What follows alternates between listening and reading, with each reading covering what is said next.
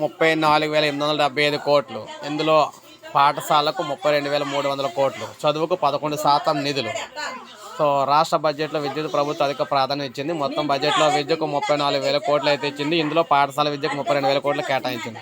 గత ఏడాదితో పోలిస్తే ఒక్క పాఠశాల విద్యకి 500 కోట్లు అదనంగా ఇచ్చింది. పాఠశాల విద్యలో జీత భత్యాలకి అధికంగా ఖర్చు అవుతుంది. ఉన్నత విద్యకు 2,500 కోట్లు అవుతుంది.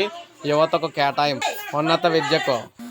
సో ఈ విధంగా మనం చూసుకున్నట్లయితే ఏపీలో విద్యకు సంబంధించి, పాఠశాల విద్యకు సంబంధించి, ఉన్నత విద్యకు సంబంధించి భారీగా నిధులైతే కేటాయించారన్నమాట. రాష్ట్రం 40% నిధులను సమకూర్చాల్సి ఉంటుంది.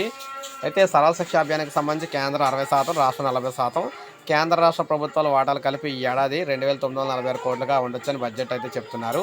ప్రభుత్వ ఎయిడెడ్ పాఠశాల విద్యార్థులకు అందించే విద్యార్థి మిత్ర కిట్లకు సంబంధించి రాష్ట్ర ప్రభుత్వం తన వాటాగా 655 కోట్లు కూడా 54 కోట్లు కేటాయించిందనమాట.